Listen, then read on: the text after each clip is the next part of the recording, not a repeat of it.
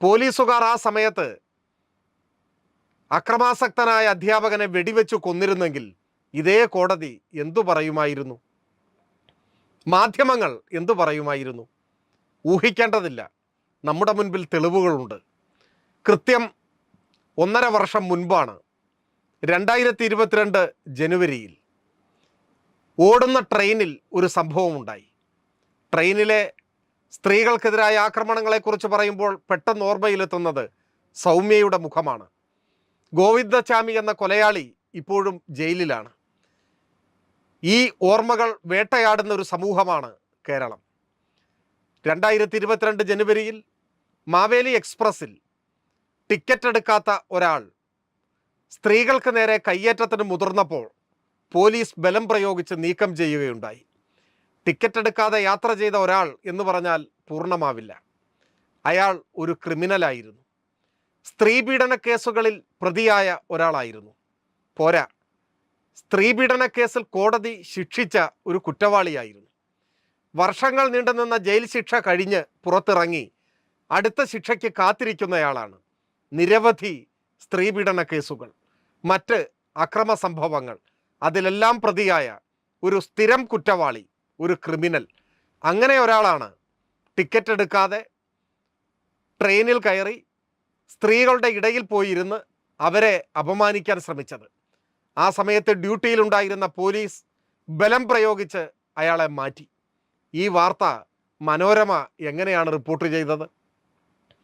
ഒരു പരമസാത്വികനായ യാത്രക്കാരന് നേരെ പോലീസിൻ്റെ ആക്രമണം എന്ന നിലയിലായിരുന്നു അന്നത്തെ മനോരമ വാർത്ത.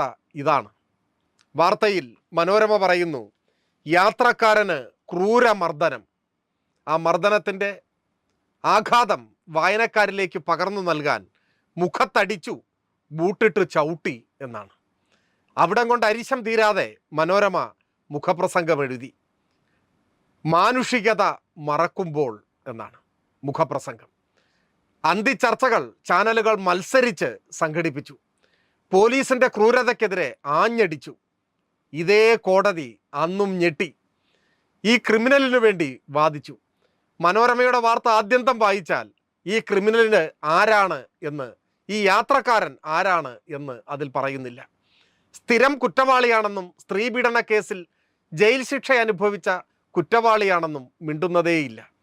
ഡ്യൂട്ടി ചെയ്ത പോലീസിനെതിരെ വലിയ വികാരം മാധ്യമങ്ങളും കോടതിയും ചേർന്ന് ഉയർത്തിക്കൊണ്ടുവന്നു. അവസാനം ആ പോലീസ് ഉദ്യോഗസ്ഥന് സസ്പെൻഷൻ നേരിടേണ്ടതായി വന്നു. ഈ അനുഭവം നമ്മുടെ മുൻപിലുണ്ട്. സ്ഥിരം കുറ്റവാളിയായ ഒരു പ്രതിയെ ബലം പ്രയോഗിച്ചു നീക്കിയപ്പോൾ മാധ്യമങ്ങൾ കുറ്റവാളിയോടൊപ്പം നിന്നു. ആക്രമിക്കപ്പെട്ട സ്ത്രീകളോടൊപ്പമല്ല, കുറ്റവാളിയോടൊപ്പം നിന്നു. അതേ മാധ്യമങ്ങളാണ്, അതേ കോടതിയാണ് തീർത്തും അപ്രതീക്ഷിതമായി ഒരാക്രമണം ഉണ്ടായപ്പോൾ പോലീസിൻ്റെ വീഴ്ചയെക്കുറിച്ച് ഉപന്യാസം എഴുതുന്നത്. മാധ്യമങ്ങളെ വിടാം, പ്രതിപക്ഷത്തെയും, പക്ഷേ കോടതിയോട് ഒരു വാക്ക് പറയാതിരിക്കാനാവില്ല.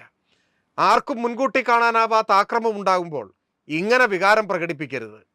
ഏതാനും ദിവസങ്ങൾക്ക് മുൻപാണ് ഡൽഹിയിലെ സാകേത് കോടതിയിൽ വെടിവയ്പുണ്ടായത്. ഈ കാരണം പറഞ്ഞ് ആരെങ്കിലും കോടതിയെ ആക്ഷേപിച്ചാൽ ന്യായാധിപന്മാർക്ക് അവിടെ എന്താണ് പണി, ഇത് മുൻകൂട്ടി കാണാൻ കഴിഞ്ഞില്ലേ എന്ന് ചോദിച്ചാൽ എത്രമാത്രം അപഹാസ്യമായിരിക്കും ആ ചോദ്യം. ചില ആക്രമണങ്ങൾ മുൻകൂട്ടി കാണാൻ കഴിഞ്ഞുകൊള്ളണമെന്നില്ല.